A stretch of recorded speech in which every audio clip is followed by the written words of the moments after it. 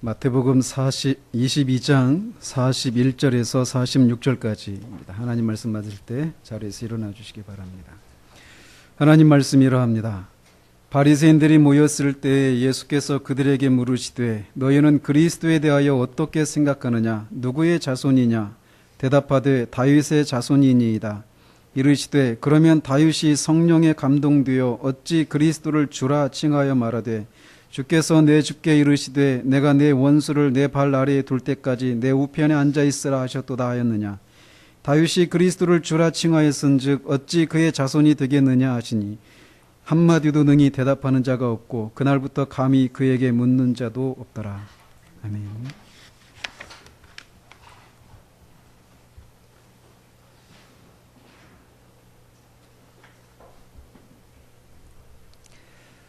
지난주에는 율법 중에 어떤 계명이 가장 크고 중요하느냐고 물었던 율법사에게 우리의 전 존재를 다해서 하나님을 사랑하는 것과 우리 자신을 본능적으로 사랑하는 것처럼 원수를 포함한 우리 이웃을 사랑하는 것이 가장 크고 이 사랑의 법이 모든 성경의 강령이라는 주님의 답변에 대해서 살펴보았습니다.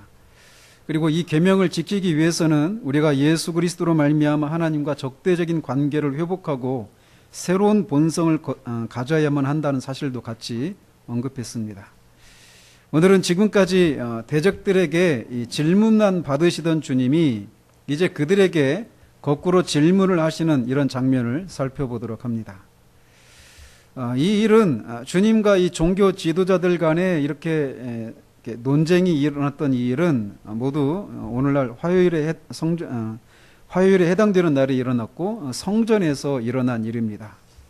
그리고 이 논쟁의 시작은 이렇죠. 성전에서 주님께서 이제 복음을 전하고 병든 자를 고치시고 있을 때 이 종교 지도자들이 와서 네가 무슨 권위로 이런 일을 하느냐라고 물으면서 거기서부터 이제 이게 시작이 된 것이죠. 우리가 뭐 몇 주에 걸쳐서 살펴보느라고 좀 그런 시간 관념들을 좀 놓칠 수 있는데 사실은 한 장소에서 일어난 일이다라고 말할 수 있습니다. 그러니까 그들은 예수님이 무슨 권위로 이런 일을 하느냐라고 물을 때 월요일날 예루살렘으로 입성할 때 모든 백성들이 다윗의 호산나 다윗의 자손으로 오시는 이시여 하면서 하나님만 받으시는 그런 찬양을 받으셨는데 그걸 예수님이 말리지 않았어요. 또 성전에서 장사하는 사람들을 쫓아냈단 말이죠. 그리고 자신들로부터 허락도 받지 않고 진리를 가르치고 복음을 전하고 심지어 성전에 들어올 수 없는 맹인들과 다리 저는 사람들을 고쳐주시는 일들을 했단 말이죠. 그래서 무슨 권위로 이런 일을 했느냐?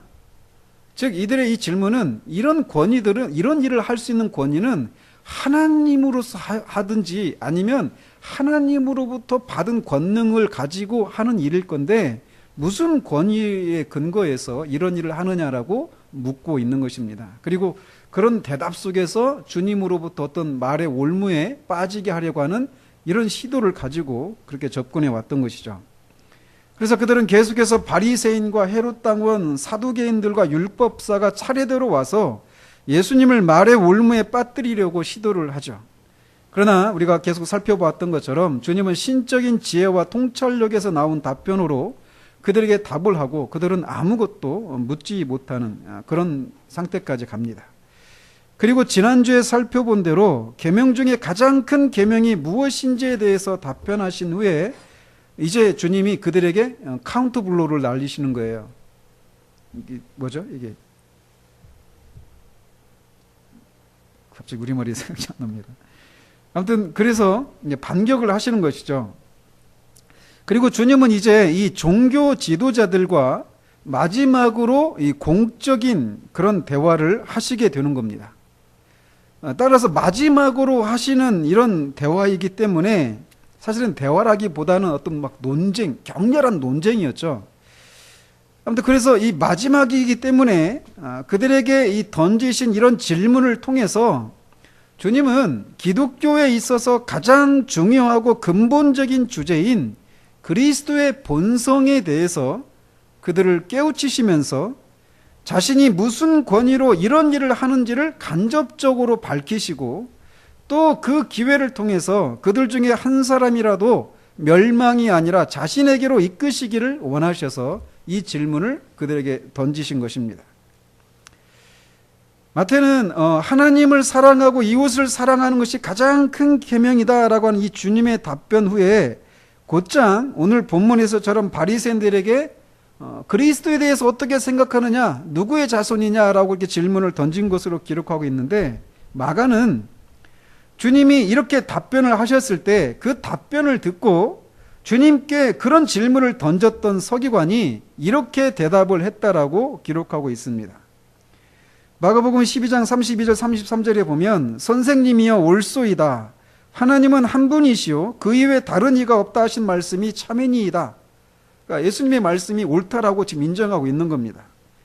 또 마음을 다하고 지혜를 다하고 힘을 다하여 하나님을 사랑하는 것과 또 이웃을 자기 자신과 같이 사랑하는 것이 전처로 드리는 모든 번제물과 기타 제물보다 나으니이다 라고 대답을 합니다. 그래서 주님은 그가 지혜 있게 대답하는 것을 보시고 네가 하나님 나라에서 멀지 않도다 라고 그를 칭찬하십니다. 그리고 나서 본문에서처럼 그리스도에 대해서 너희는 어떻게 생각하느냐, 누구의 자손이냐라고 질문을 하신 거예요. 이 사람이 하나님을 사랑하고 이웃을 사랑하는 것이 마땅하고 옳다라고 말하는 것은 분명 하나님 나라에 가깝다라고 말할 수 있습니다. 왜냐하면 성경은 모든 사람이 하나님의 계명을 어기고 불법을 행하며 하나님을 대적하고 미워하고 하나님의 진노와 저주 아래 있다라고 말하고 있어요. 그런데 이 사람은 하나님을 전 존재로 사랑하는 것이 옳다라고 말하고 있다라는 거죠. 따라서 이 고백을 하는 것은 칭찬받을 만한 일이 분명한 것이죠. 그러나 그런 깨달음과 그런 그 주님의 말씀에 지적으로 동의하는 것만으로는 하나님 나라에 들어갈 수 없습니다.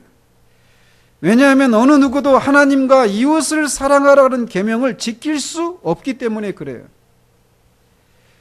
따라서 그에게는 그리스도에 대한 믿음이 필요합니다.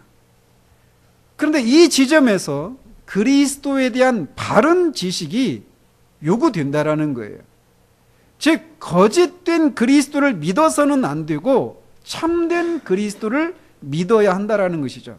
그래서 주님은 그리스도의 본성에 관한 질문을 그들에게 던지시면서 그들로 하여금 또 그들 중에 어떤 그 한 사람을 구원으로 이끄시기 위해서 이런 질문을 던지고 계신 것입니다.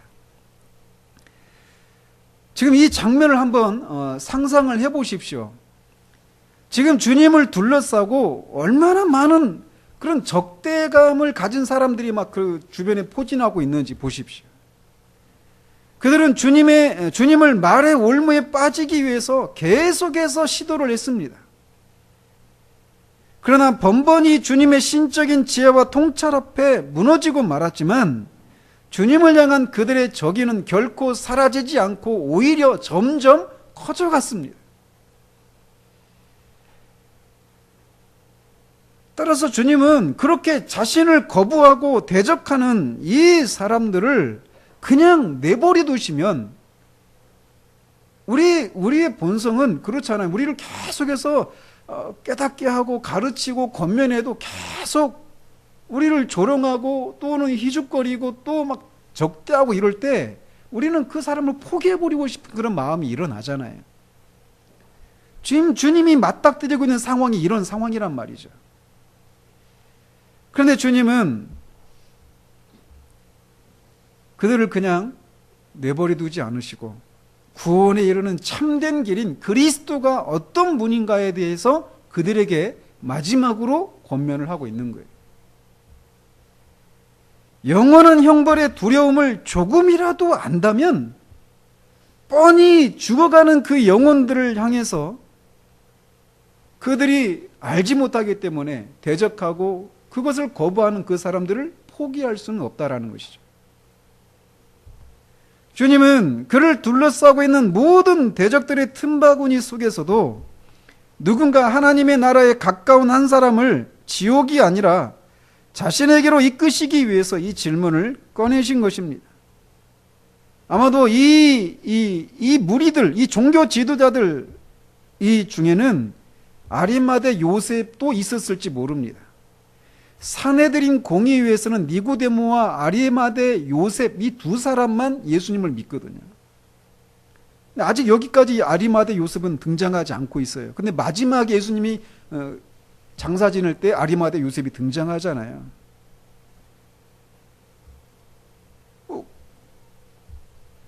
정확히는 모르지만 그럴 수 있다라는 것이죠.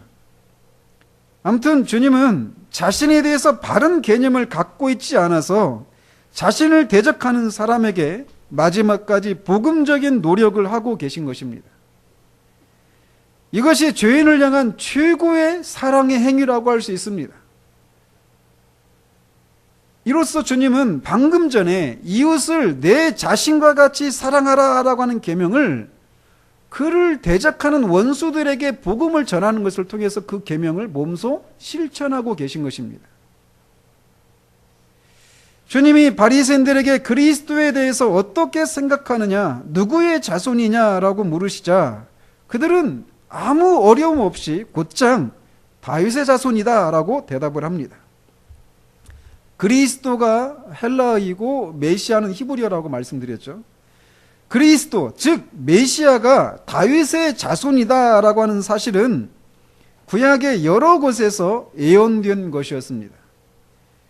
예를 들어서 가장 먼저는 사무엘하 7장에 소위 다윗 언약에서부터 출발합니다. 사무엘하 7장 12절 16절에 보면 이렇게 되어 있습니다. 네 수완이 차서 네 조상들과 함께 누울 때 내가 내 몸에서 날 내 씨를 내 뒤에 세워 그의 나라를 견고하게 하리라. 그는 내 이름을 위하여 집을 건축할 것이요 나는 그의 나라 왕위를 영원히 견고하게 하리라. 나는 그에게 아버지가 되고 그는 내게 아들이 되리니 그가 만일 죄를 범하면 내가 사람의 매와 인생의 채찍으로 징계하려니와 내가 내 앞에서 물러나게 한 사울에게서 내 은총을 빼앗은 것처럼 그에게서 빼앗지는 아니하리라. 내 집과 내 나라가 내 앞에서 영원히 보존되고 내 왕위가 영원히 견고하리라 하셨다라. 이게 다윗 언약입니다. 이 언약으로부터 출발을 하는데 뒤에 이제 계속 그런 말씀들이 구약에 많이 나옵니다. 이어서 살펴보면 시편 89편 3절 4절에 주께서 이르시되 나는 내가 택한 자와 언약을 맺으며 내 종 다윗에게 맹세하기를 내가 내 자손을 영원히 견고히 하며 내 왕위를 대대에 세우리라 하셨나이다. 또 이사야서 11장 1절 10절에 보면 이새의 줄기에서 한 싹이 나며 이새는 다윗의 아버지죠. 그리고 그 뿌리에서 한 가지가 나서 결실할 것이요 그날에 이새의 뿌리에서 한 싹이 나서 만민의 기치로 설 것이요 열방이 그에게로 돌아오리니 그가 거한 곳이 영화로우리라. 또 예레미야 23장 5절 6절에 여호와의 말씀이니라 보라 때가 이르리니 내가 다윗에게 한 의로운 가지를 일으킬 것이라. 그가 왕이 되어 지혜롭게 다스리며 세상에서 정의와 공의를 행할 것이며 그의 날에 유다는 구원을 받겠고 이스라엘은 평안히 살 것이며 그의 이름은 여호와 우리의 공의라 일컬음을 받으리라. 에스겔도 똑같이 예언하고 있습니다. 내 종 다윗이 그들의 왕이 되리니 그들 모두에게 한 목자가 있을 것이라. 그들이 내 규례를 준수하고 내 율례를 지켜 행하며 내가 내 종 야곱에게 준 땅 곧 그의 조상들이 거주하던 땅에 그들이 거주하되 그들과 그들의 자자손손이 영원히 거기에 거주할 것이요 내 종 다윗이 영원히 그들의 왕이 되리라. 또 아모스서 9장 11절에 그날에 내가 다윗의 무너진 장막을 일으키고 그것들의 틈을 막으며 그 허물어진 것을 일으켜서 옛적과 같이 세우고 미가서 5장 2절에 베들레헴 에브라다야 너는 유다 족속 중에 작을지라도 이스라엘을 다스릴 자가 내게서 내게로 나올 것이라. 그의 근본은 상고의 영혼에 있느니라. 이외에도 다니엘, 말라기 많은 그런 선지서와 시편에 다윗의 자손으로 그리스도가 와서 그 다윗의 그 왕위가 영원히 견고하게 세워지는 그 날이 올 것이다 그런 그리스도가 올 것이다라고 하는 약속이 주어져 있습니다. 그래서 이 성경의 박사들이라고 자처하는 서기관들 뿐만 아니라 그들의 가르침을 받은 백성들도 그리스도는 다윗의 자손이다라고 하는 이 사실을 상식처럼 알고 있었고, 모든 백성들이 그리스도는 다윗의 자손이다라고 하는 것을 알고 기다리고 있었습니다. 심지어는 마태복음 15장에 수르보니게 여인, 이방 여인이란 말이죠. 그 여인조차도 다윗의 자손이여 나를 불쌍히 여기소서라고 말합니다. 그럴 정도로 그리스도가 다윗의 자손으로 온다라고 하는 사실들은 널리 알려져 있는 그런 사실이었습니다. 예수님은 자신도 다윗의 자손이라고 하는 것을 알았고, 다른 사람들도 예수님이 다윗의 자손이라는 사실을 알고 있었습니다. 당시 족보가 있었는데 그 족보는 성전에 보관되어 있었어요. 그래서 사내들인 공의회에서 이 족보를 관리를 했습니다. 그래서 모든 이스라엘 사람들에게 족보는 굉장히 중요한 것이었어요. 그리고 그가 이스라엘 사람이라면 자기 조상이 누구인지 다 알고 있었습니다.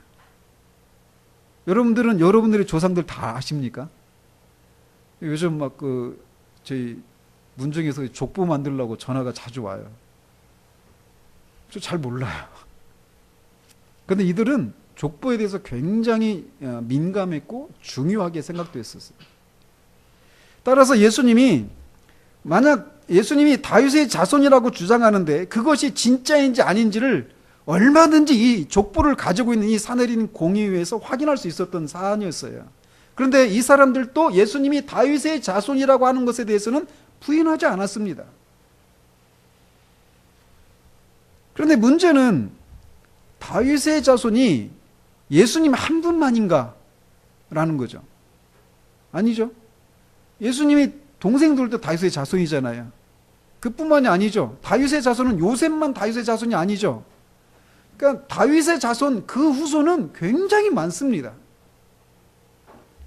근데 그렇게 많은 예수님 당시에도 다윗의 자손은 뭐 수천 명은 됐겠죠.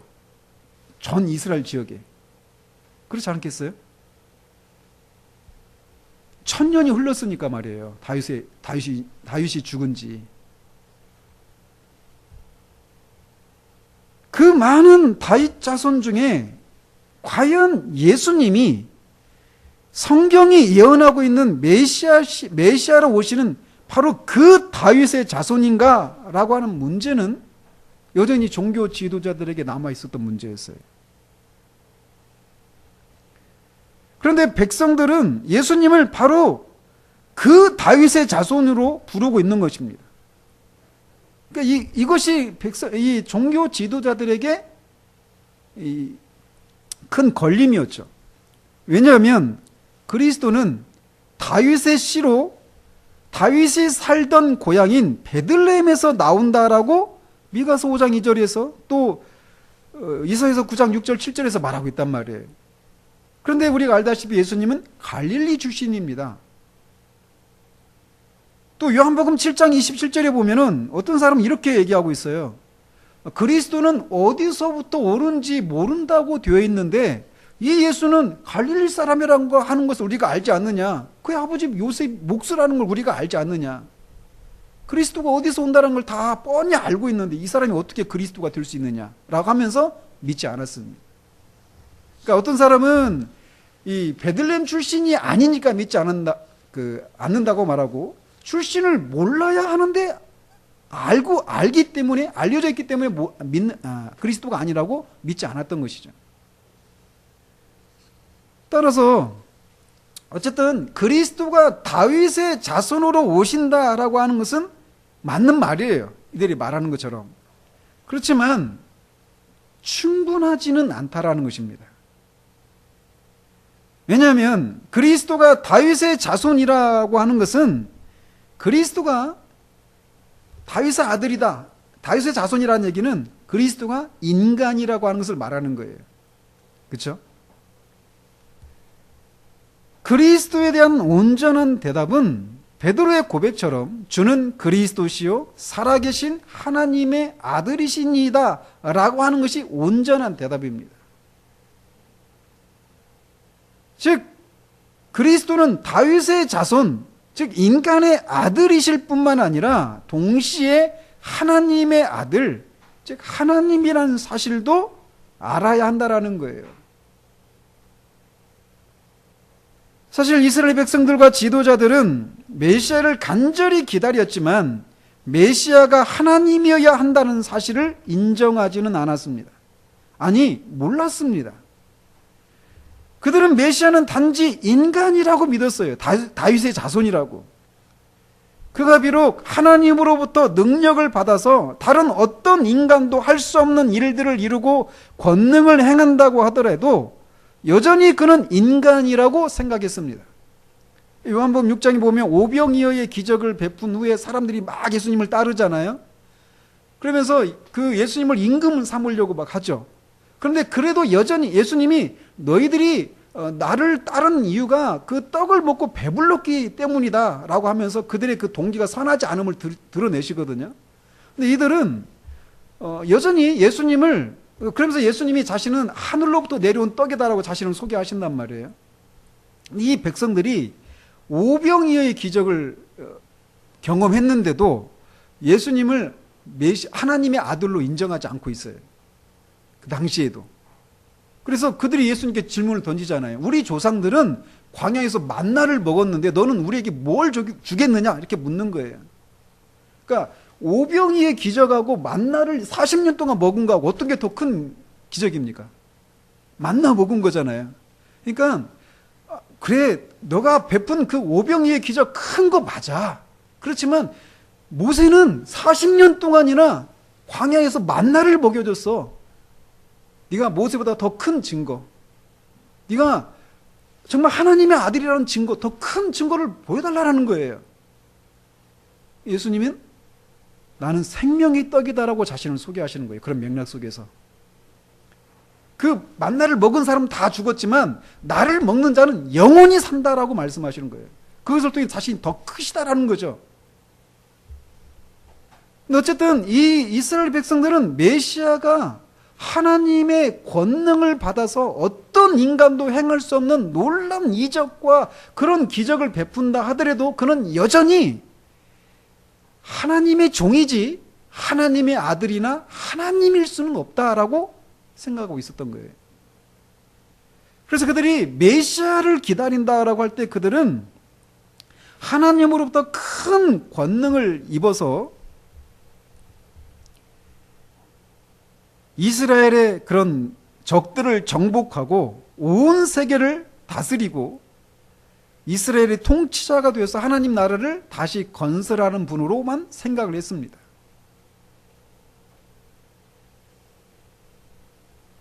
그들은 메시아를 하나님의 아들이나 하나님이나 또는 죄인의 구세주로 알지 못했어요. 그들은 메시아를 오직 인간으로만 알았습니다. 이것이 당시 백성들이 믿었던 것이고 지도자들도 그렇게 가르쳤습니다. 따라서 그들이 그리스도가 다윗의 자손이다라고 말할 때 가지고 있었던 생각이 바로 이 생각에 머물러 있는 거예요. 그가 아무리 큰 권능을 가진 사람이라 하더라도 여전히 인간이라는 겁니다.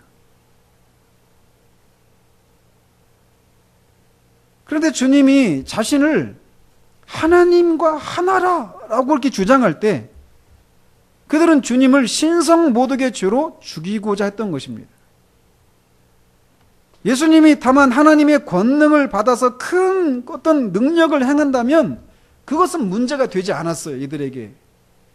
그런데 예수님이 자신을 하나님과 동등으로 여기는 것, 이거는 그들이 받아들일 수 없는 신성 모독의 죄였던 거죠. 그래서 그 죄목으로 죽인 거예요. 마찬가지로 세상은 예수님에 대해서 그분이 인간이었다라고 하는 사실에는 모두 동의합니다. 그는 매우 현명하고 헌신적이었고 사랑이 많았고 희생적인 삶을 살았고 가난하고 사회 약자의 친구였고 불의에 항거한 용감한 사람이었으며 인간 중에 가장 고상한 성품을 가진 인간이었다라고 말합니다.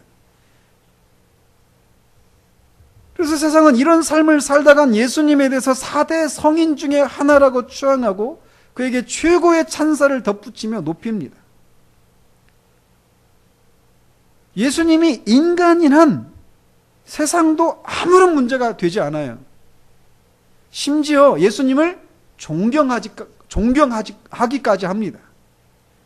우리는 이 이슬람의 창시자인 무하메드를 우리는 존경하지 않아요. 그죠?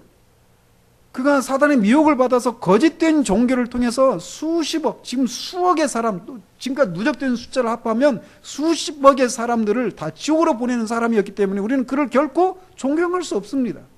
그런데 아십니까? 무슬림들도 예수님을 선지자로 존경한다는 사실을. 왜 그런지 아세요? 예수님을 인간으로 보는 거예요. 알라의 선지자로 보니까. 즉 예수님을 인간으로 보는 한 거짓된 종교나 세상이나 아무런 문제가 되지 않아요. 이 당시 유대인들도 마찬가지로. 그러나 예수님을, 즉 그리스도를 사람으로만 알아서는 구원에 이르지 못합니다. 그런 그리스도는 거짓 그리스도입니다.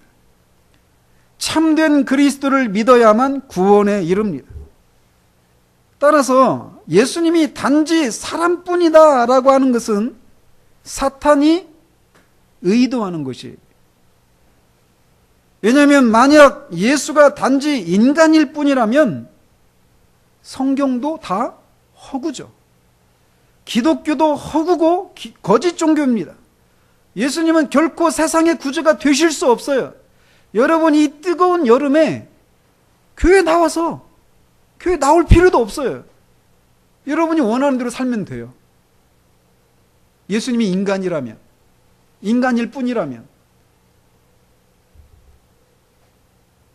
그래서 교회가 세워지는 초기에서부터 예수 그리스도의 본성에 대한 수많은 거짓된 가르침들이 나온 것입니다. 이미 성경에서 거짓 선지자들이, 적 그리스도가 이미 많이 나왔다라고 말하고 있어요. 기독교 최초의 이단이 영지주의의 그 영향을 받아서 어떤 사람들은 예수는 진짜 사람이 아니었다, 겉으로 사람처럼 보였을 뿐이다 라고 하는 가현설, 도세티즘이라고 하는데 그걸 주장했습니다.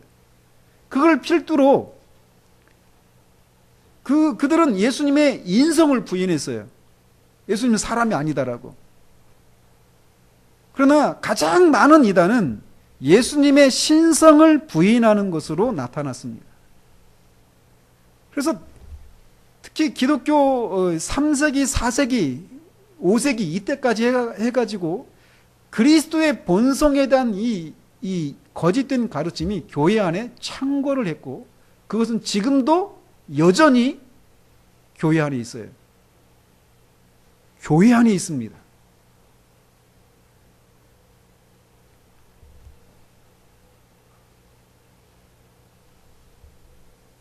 만약 예수님이 인간이실 뿐만 아니라 하나님이시라면 그는 주권자이시고 성경도 진짜이고 기독교도 진짜입니다.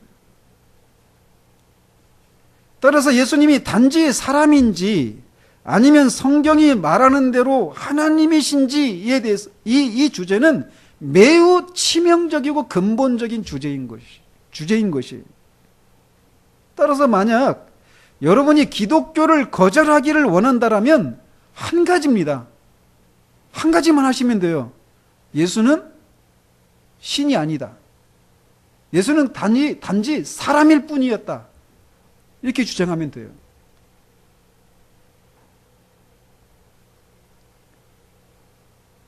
만약 예수님이 하나님이 될 수 없다면 기독교는 참된 종교가 아닙니다.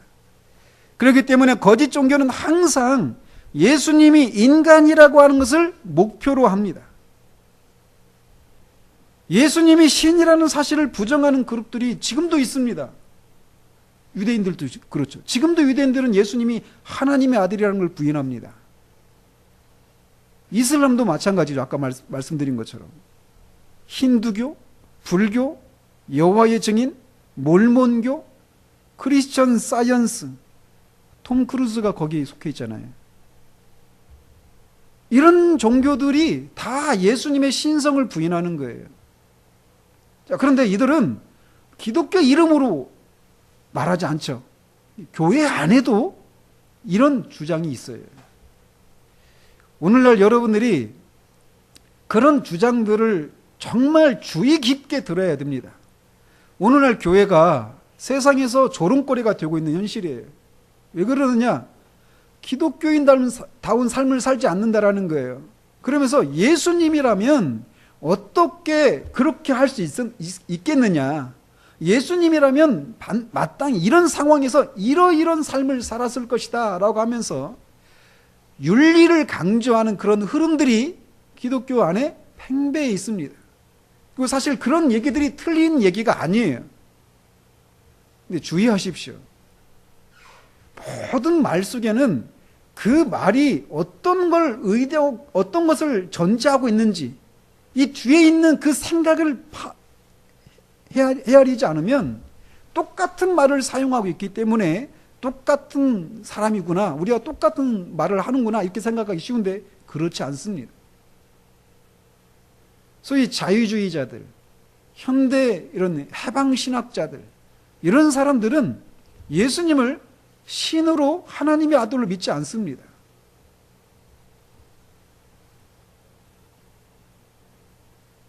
근데 그런 사람들의 그 말이 윤리적인 그런 접근을 통해서 접근하는 그들의 말이 맞으니까 그들의 주장에 미혹되는 거예요.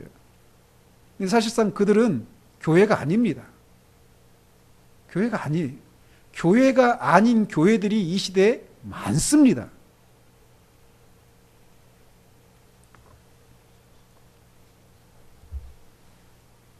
어쨌든 이 유대인들도 그리스도가 단지 인간일 뿐이다, 아주 큰 권능을 행사할 수 있는 인간일 뿐이다라고 생각하고 있었어요. 따라서 주님은 사람들에게 그리스도에 대한 온전한 지식을 갖도록 하시기 위해서 이런 질문을 던지십니다. 그러면 다윗이 성령에 감동하여 어찌 그리스도를 주라 칭하였느냐라고 하시면서 시편 110편을 인용하십니다.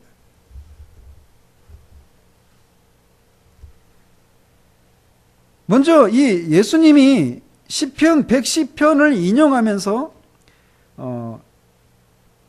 인용하면서 그게 그리스도에 대한, 메시아에 대한 예언이라고 하는 것을 이렇게 말씀할 때 이들이 아무 어떤 반박을 하지 않아요. 즉 이 시편 110편은 메시아적 시편이라는 것이 동의가 되어 있는 것이죠.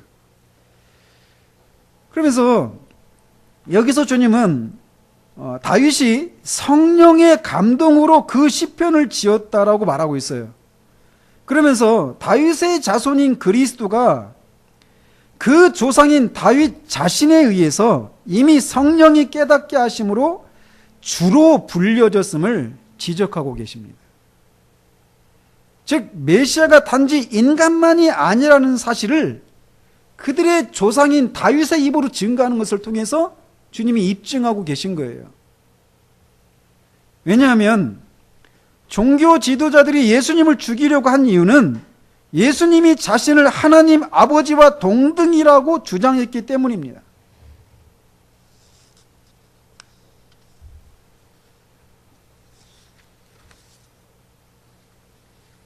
그들은 메시아가 굉장한 능력과 권세로 일하고, 심지어는 요한복음 12장 34절에 보면 그리스도가 영원하다 이런 말까지 믿거든요.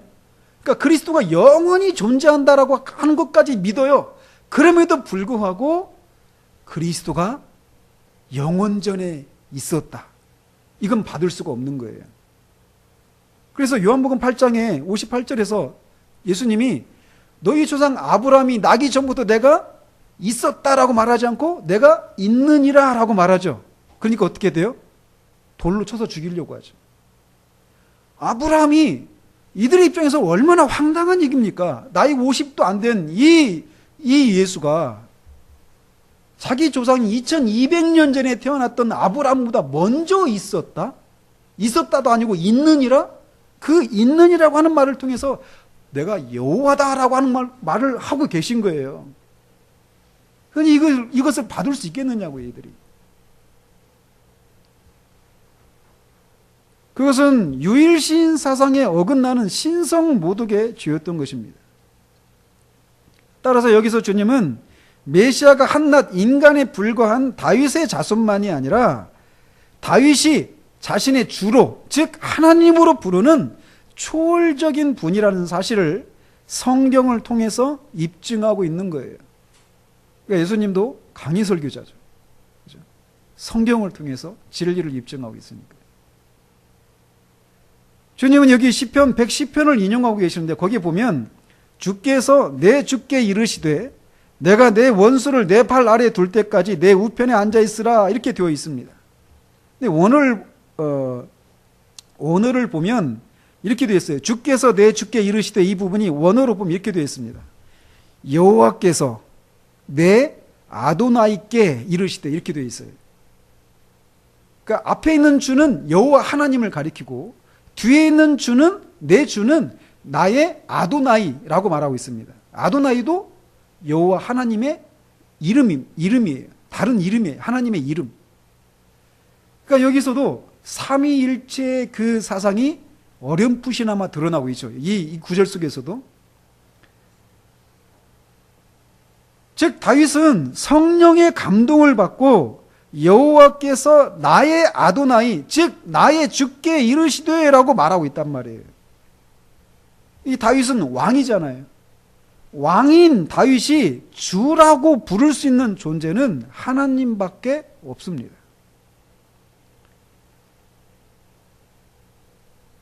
그러므로 다윗은 성령의 깨달음을 통해서 자신의 자손으로 오는 그리스도가 한낱 인간이 아니라 하나님으로서 오시는 하나님과 동등하신 분이라고 하는 사실을 알고 있었던 거예요. 성령의 깨닫게 하심을 통해서.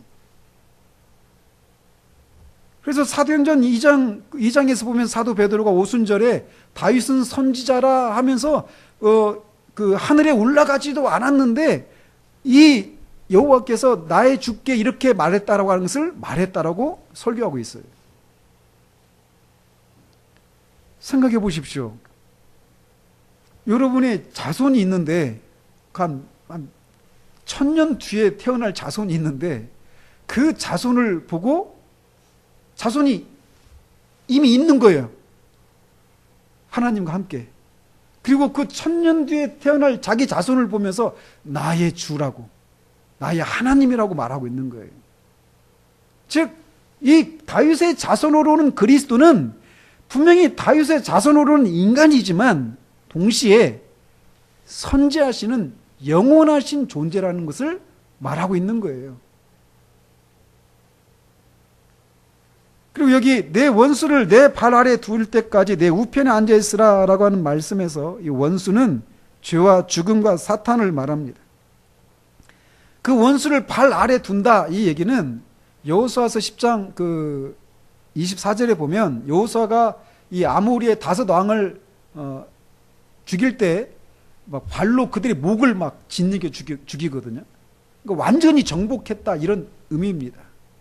즉 그리스도께서 하나님 보좌 우편에 앉으셔서 죄와 사망과 사탄의 권세를 완전히 정복할 때까지 그렇게 하나님 보좌 우편에 앉아 계실 거라는 거예요. 하나님 보좌 우편이라고 할 때 뭐 장소적인 개념이 아니라 하나님의 그 영광과 통치에 참여하신다라고 하는 것을 의미합니다. 즉 여호와 하나님이 다윗이 주라고 부르는 그 그리스도에게 자신과 동등한 그런 권위를 주시겠다라고 말씀하고 계신 거예요.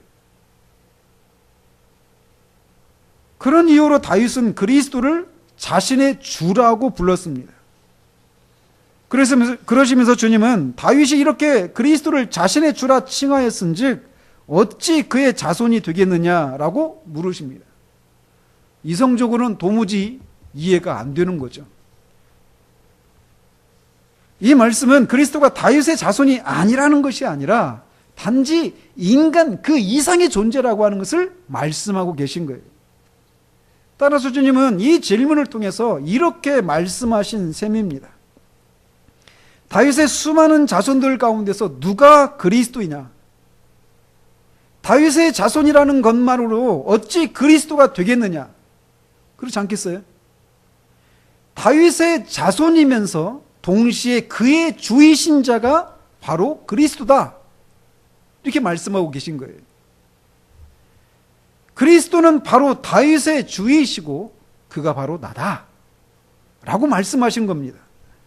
그렇기 때문에 나는 나를 다윗의 자손이라고 부르는 그 백성들의 찬양을 받아들인다 라는 거예요. 네가 무슨 권위로 이런 일을 하느냐라고 물은 이 대답에 이런 말씀을 통해서 간접적으로 답변하고 계신 거예요.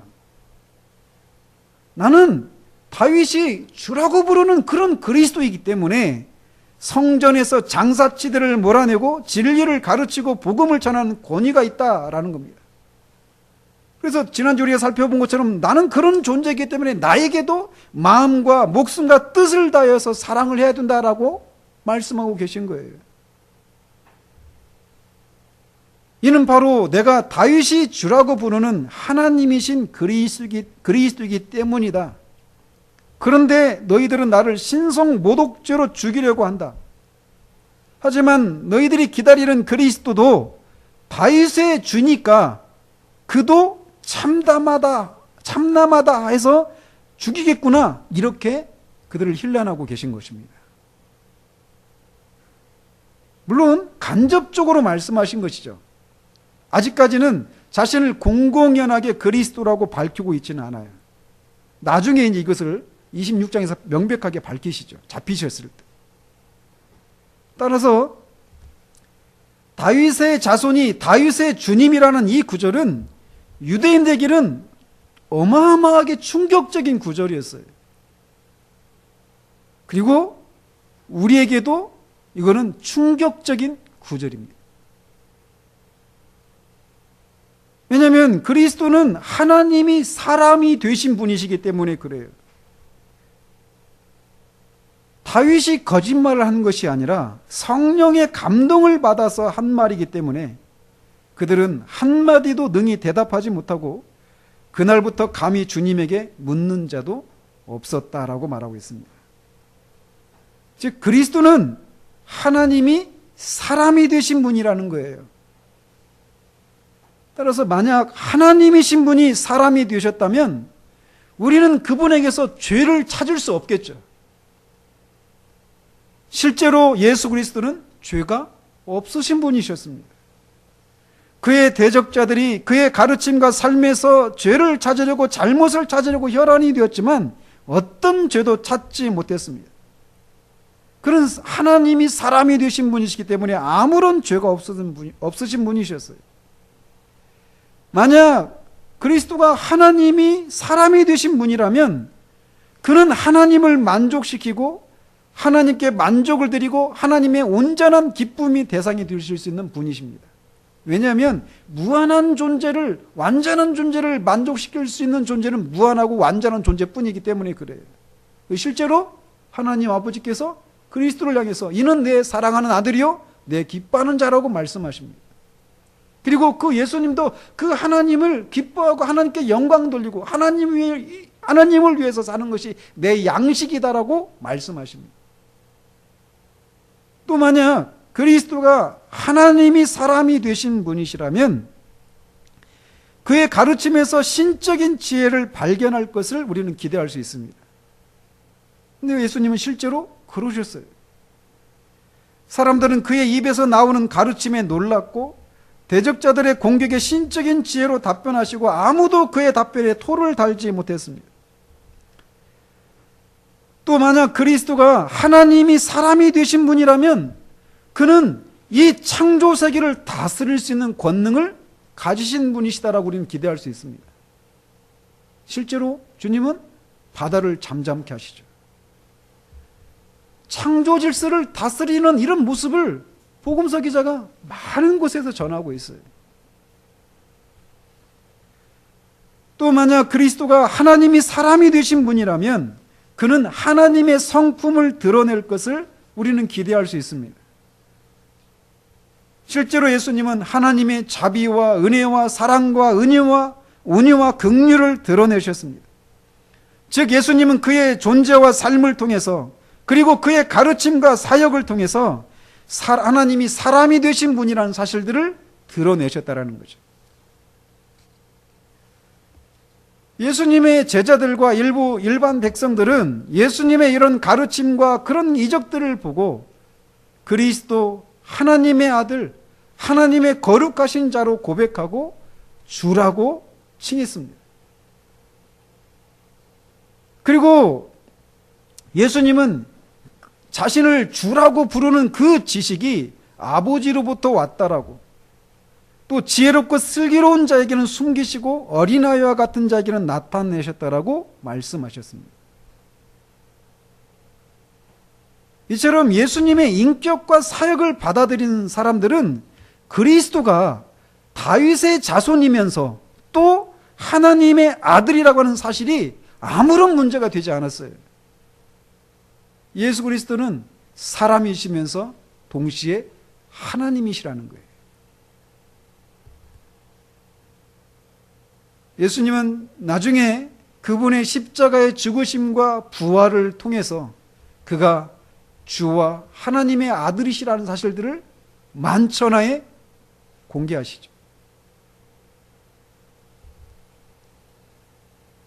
그러나 불행하게도 그리스도는 다윗의 자손이면서 동시에 다윗의 주다라고 하는 이 주님의 말씀을 들은 이 종교 지도자들은 그들의 무지와 그 그리스도를 대적하는 죄를 회개하지 않고 그리스도를 믿지 않습니다.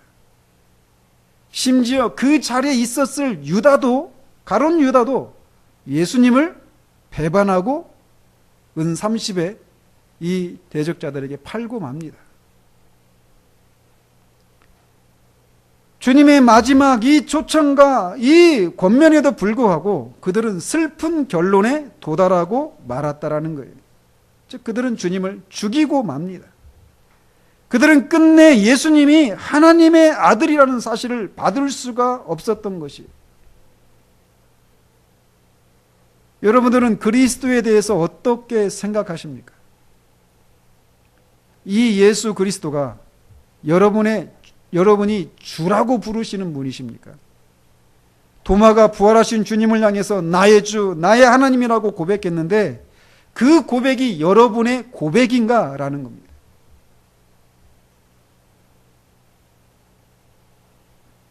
그분이 여러분의 주인이라면 여러분은 그분의 노예인 셈입니다. 그분이 여러분의 주인인 셈이라는 거예요. 이것에 동의가 되십니까? 성경은 네가 만일 네 입으로 예수를 주로 시인하며 또 하나님께서 그를 죽은 자 가운데서 살리신 것을 내 마음에 믿으면 구원을 받으리라 라고 말합니다. 즉 그리스도를 자신의 주라고 고백하지 않는다라면, 주님이 나의 인생의 주인이라고 하는 것을, 나는 그분의 노예에서 그분이 원하는 대로 나는 순종하며 살아야 되는 그런 사람이라고 하는 것을 인정하지 않는다라면 그는 구원과 관계가 없는 사람이라는 거예요.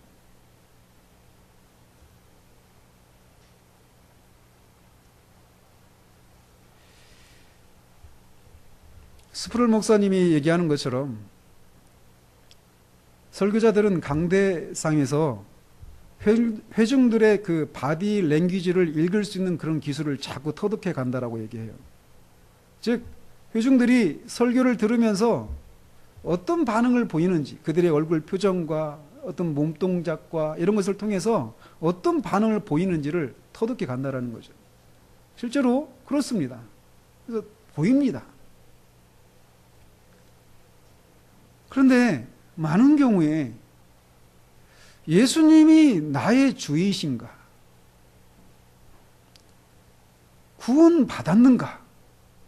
이런 질문들을 던지면 마음속에서 분노가 치밀어 오르는 그런 모습들을 저는 봐요.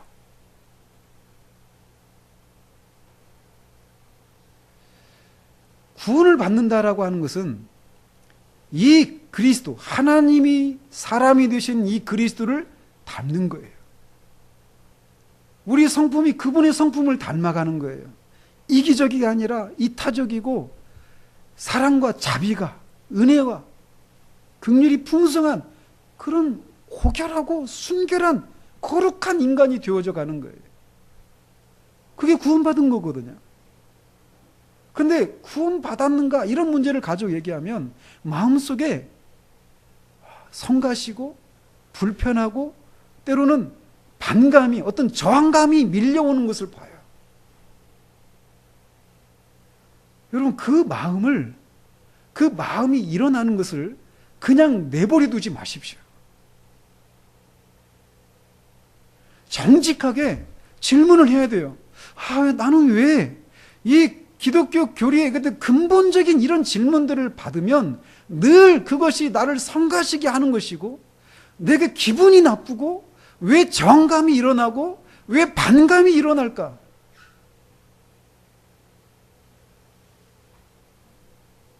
그게 거듭나지 않은 인간 본연의 모습이기 때문에 그래요.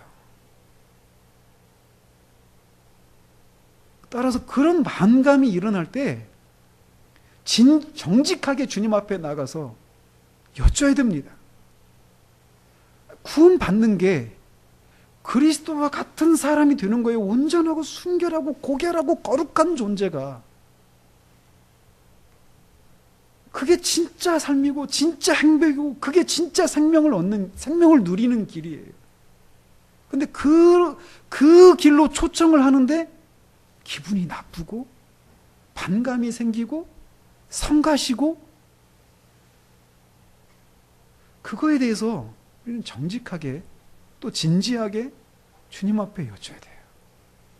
왜 나는 그런 얘기만 나오면 기분을 상할까? 마음을 상할까?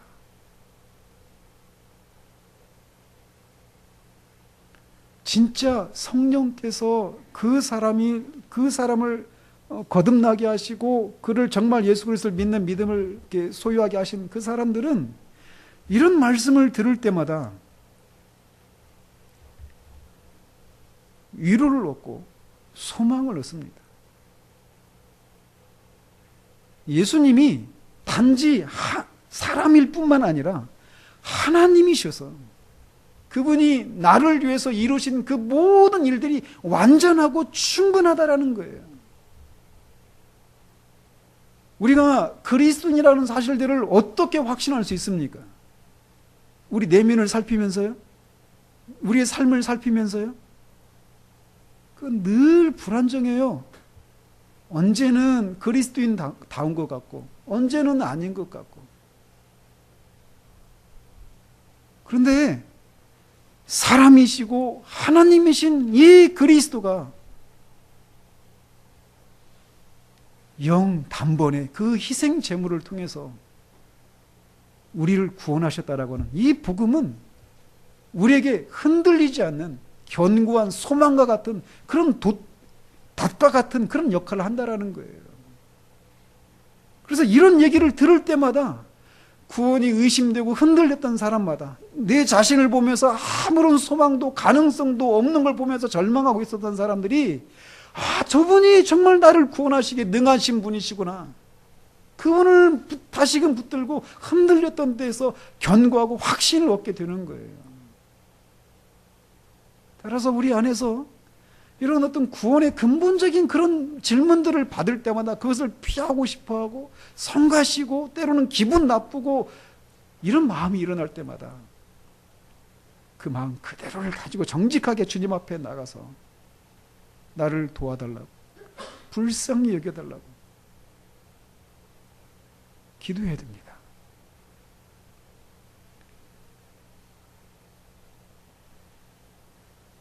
그리스도는 다윗의 자손이지만 다윗의 주이십니다. 마찬가지예요. 그리스도는 우리에게 주님이십니다. 따라서 하나님을 마음과 성품과 뜻과 힘을 다해서 사랑해야 되는 것처럼 예수 그리스도를 마음과 성품과 뜻과 힘을 다해서 사랑해야 됩니다. 무엇으로 주님을 향한 사랑을 드러낼 수 있습니까? 순종입니다. 그분께 우리의 삶을 맡기는 거예요. 그분이 우리의 삶을 통제하시도록 온전히 그분께 맡기는 거예요. 내 주여 뜻대로 행하시옵소서. 살든지 죽든지 주님이 우리 주님이시니까, 나는 주님의 것이니까 주님의 뜻대로 행하시옵소서.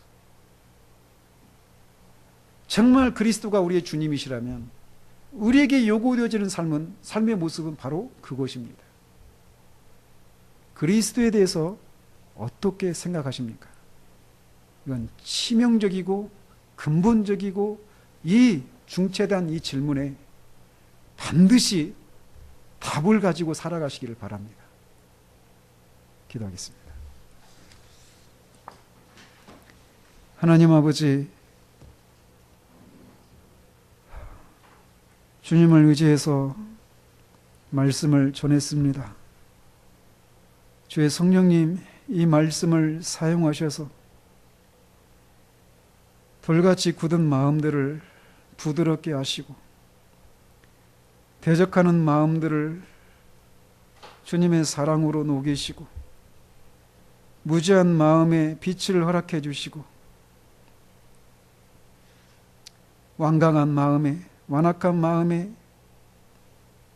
정말 자신의 처지를 깨닫는 빛을 허락해 주셔서 주님의 자비와 긍휼을 부르짖는 그런 마음을 주님 허락해 주시기를 원합니다. 하오니 성령께서 저들 가운데 역사해 주셔서 정말 저들이 다윗이 성령의 감동을 받아 자신의 후손으로 오를 그 그리스도를 자신의 주로 고백했던 것처럼 부활하신 주님을 도마가 나의 주, 나의 하나님이로소이다라고 고백하고 그 앞에 복종했던 것처럼 주님을 그렇게 나의 주, 나의 하나님으로 고백하는 일들이 일어나 구원에 이르는 일들이 일어날 수 있도록 주님 역사해 주시기를 원합니다. 이 일은 오직 성령께서만이 하시오니 주의 성령님 정말 우리들 가운데 역사해 주시기를 소원합니다. 이미 그러한 일들을 통해서 구원의 은혜를 누리고 있는 주의 자녀들에게 주님이 그리스도가 우리의 주님이신 것을 다시금 기억나게 해 주시옵소서. 그분은 선하시고 능하신 분이신 것을 기억나게 해 주시옵소서. 지혜로운 분이신 것을 기억나게 해 주시옵소서. 그래서 그분께 우리의 모든 삶을 맡기고 주님의 그 통제를 받으며 순종하며 살아갈 수 있도록 주님 도와주시기 원합니다. 예수 그리스도 이름으로 기도합니다. 아멘.